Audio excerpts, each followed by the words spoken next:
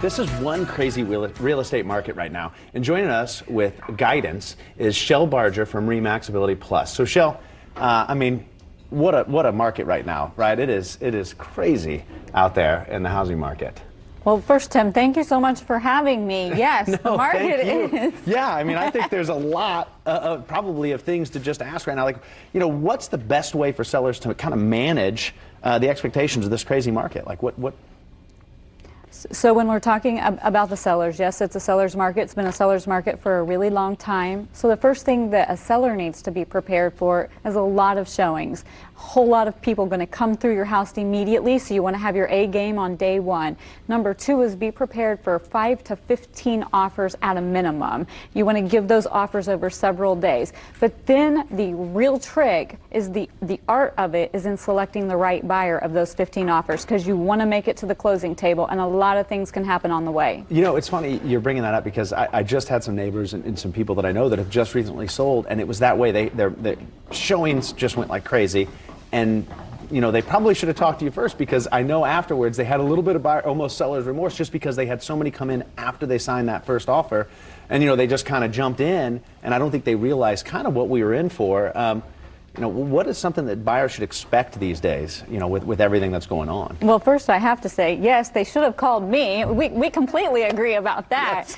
But moving on over to buyers. So buyers need to be prepared that it is a seller's market, and folks are waiving inspections and appraisals and paying far above list price and going all kinds of crazy ways. So what they need to be prepared for is to be patient, to be persistent, and to stay the course, because we will find them a home. That is, I think, good, because I think people start to get nervous. You know, I have a couple of friends that have just recently bought, and I think they were starting to panic that they weren't, you know, they'd try and then they'd lose out. And I think that, again, you know, I just got to send them your way. That's exactly right. And then knowing there's usually multiple offers on homes these days, what can they do, you know, what can a buyer do to kind of prepare for that?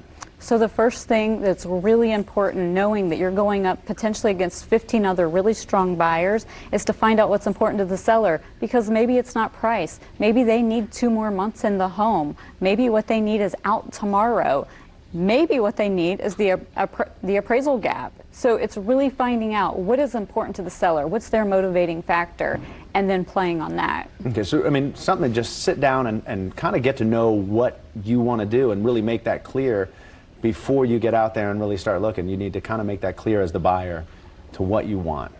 Exactly. You need to know what you want. But as a buyer, it's really important that your expectations be realistic. So you know you're going to have to go above list price. So if you can only afford $300, then you cannot be looking at homes that are $300. Yeah, then you got to kind of go under that. And That's right. And I think that's sometimes the tough conversation you probably have to have with people about that. But for the house that doesn't sell right away, you know, is there hope for folks, or for those folks, or, you know, what should they do, or how should they feel about that?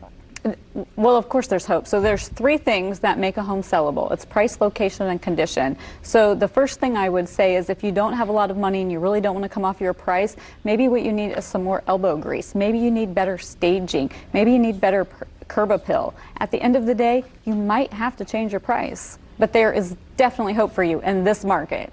And I think that people sometimes probably don't realize just how important that staging is. Taking out a few of the old family heirlooms, kind of, you know, opening that space up.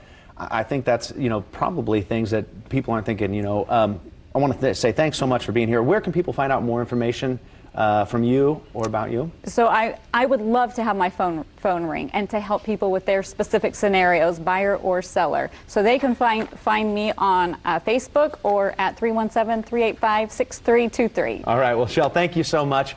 Amber?